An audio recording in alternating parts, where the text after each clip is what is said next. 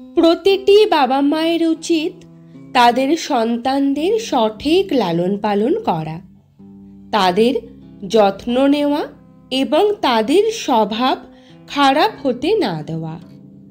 চাণক্য নীতির ২য় অধ্যায়ের ১০ম শ্লোকে লেখা আছে, জ্ঞানী ব্যক্তিদের উচিত তাদের পুত্র কন্যাদের বহু প্রকারের ভালো গুণে সজ্জিত করা, তাদেরকে ভালো কাজে নিয়োজিত করা, তবে তারা সম্মানিত হবে। শৈশবে শিশুদের যে শিক্ষা দেওয়া হয় তাদের জীবনও সেভাবেই গড়ে ওঠে। তাই পিতামাতার কর্তব্য তাদেরকে এমন পথে পরিচালিত করা যাতে বিনয় গড়ে ওঠে। যে বাবা মায়েরা সন্তানদের শিক্ষিত করে না তারা সন্তানের শত্রু হন, কারণ একজন নিরক্ষর শিশু পণ্ডিতদের দলে খাপ খায় না, তাকে সর্বদা তুচ্ছ করা হয়।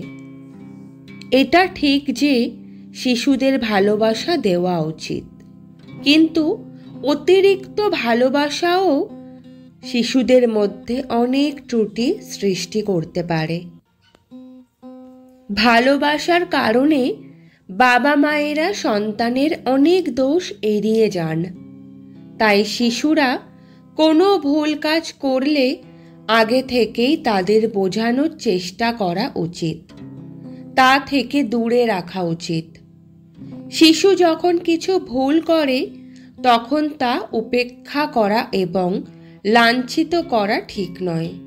শিশুকে শাসনও করতে হবে। অপরাধের জন্য তার শাস্তিও হওয়া উচিত, যাতে সে সঠিক এবং ভুল বুঝতে পারে।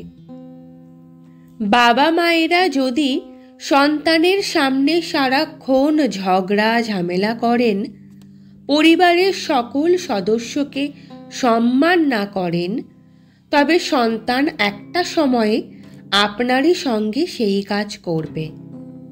বুদ্ধির উন্মেষ ঘটাতে ছোটবেলা থেকেই প্রতিটি শিশুর মন ঘষামাজা করা জরুরি। তো বন্ধুরা, আজকের ভিডিওটি এখানেই সমাপ্ত করছি। ভিডিওটি আপনার কেমন লাগলো অবশ্যই কমেন্ট বক্সের মাধ্যমে জানাবেন এবং পরবর্তী আরও আপডেট পেতে চ্যানেলটি সাবস্ক্রাইব করে রাখবেন।